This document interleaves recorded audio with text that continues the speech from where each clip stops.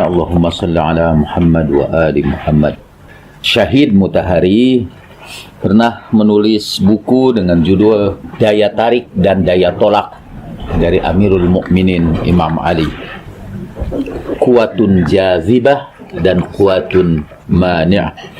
Daya tolak dan daya tarik.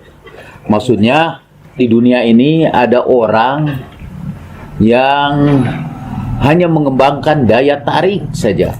Daya tarik maksudnya semua orang yang seperti itu biasanya kerjanya mencari ridho manusia. Yang penting dia populer, disenangi oleh banyak orang. Kalau bisa sih semua orang menyenangi dia. Orang yang misi hidupnya itu hanya mengembangkan daya tarik, contoh yang tidak begitu ekstrim adalah para artis.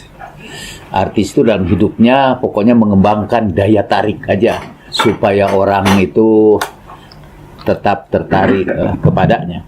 Sore hari ini saya terima dari Ahmad Dhani. Dia tanya apa ada Ustadz Syiah yang bisa kasih pengajian di rumahnya. Dia tahu rada susah mengundang saya kali, apalagi ngaji di depan para artis yang umumnya itu hanya mengembangkan daya tarik aja. Dan orang begitu biasanya akan mengalami kekecewaan demi kekecewaan. Karena ternyata tidak semua orang bisa dia tarik apapun yang dia lakukan. Ada saja manusia itu yang tidak tertarik kepadanya. Ada orang juga yang selama hidupnya ekstrim, itu dia hanya mengembangkan daya tolak aja. Dan biasa itu penjahat beneran. Semua orang itu kalau melihat dia tidak ada yang tertarik kepadanya. Ada peribahasa Sunda yang saya lupa lagi. Seperti sebuah tonggak yang sudah rapuh, dipakai tiang juga tiangnya tidak berdiri, disimpan di sudut juga tidak bermanfaat, hanya mengotori ruangan aja. Nah, ada orang-orang yang hanya memiliki daya tolak aja. Kemudian kebanyakan orang itu mempunyai dua daya itu, daya tolak dan daya tarik. Tapi dalam tingkat yang minimal. Pada diri Imam Ali, kata Syahid Mutahari, daya tolak dan daya tariknya itu mencapai tingkat yang paling optimal.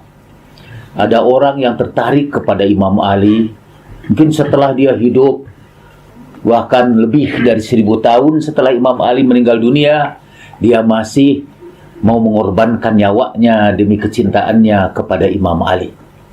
Itu daya tariknya itu luar biasa, melintas ruang dan waktu.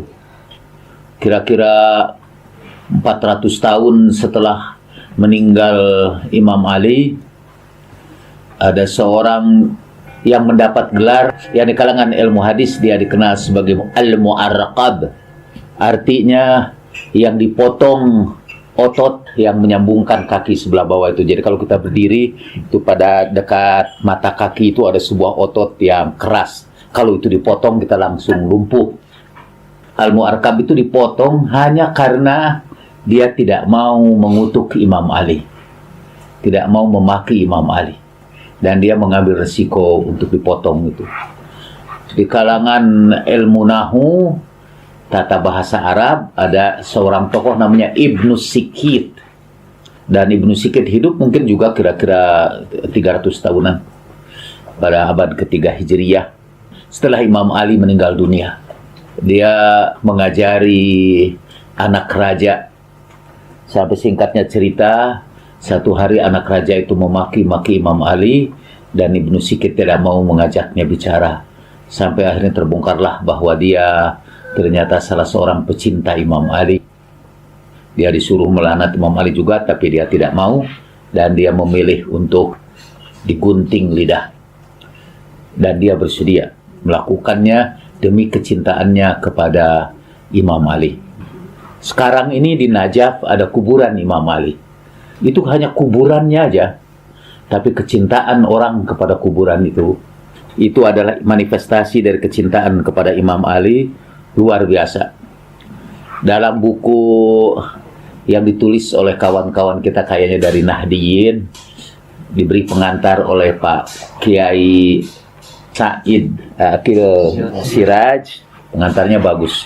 Judulnya Jejak-Jejak Berdarah Kaum Wahabi. Di situ dikisahkan kemenangan kaum Wahabi, diberikan aplaus luar biasa karena dalam waktu 1 malam ia menyerbu Najaf dan membunuh sekitar 6.000 peziarah di situ. Jadi katanya itu serangan blitzkrieg, serangan kilat yang bisa membantai orang-orang Syiah yang musyrik. Dalam 1 kali pukul aja sekitar 6.000 orang terbunuh. Dan cerita itu ditolak oleh buku barunya lagi yang diterbitkan oleh orang Wahabi yang menentang buku Pak Said Akil itu. Dia mengatakan yang blitzkrieg seperti itu hanyalah tentara Jerman dalam Perang Dunia Kedua, dan itu pun dengan tentara yang sigap, lengkap, persenjataannya sangat modern. Mana mungkin, kata orang-orang Wahabi yang datang dari padang pasir, bisa menghancurkan 1 kota hanya dalam 1 malam aja. Sebetulnya bukan itu mana mungkin, mungkin sekali. Pertama karena mereka dipersenjatai oleh Inggris, dan yang dilawan itu bukan tentara tetapi para peziarah. Walaupun suasana di Najaf sejak dahulu sampai sekarang pun tidak aman, tetap aja ribuan orang bersedia mati demi kecintaannya kepada Imam Ali.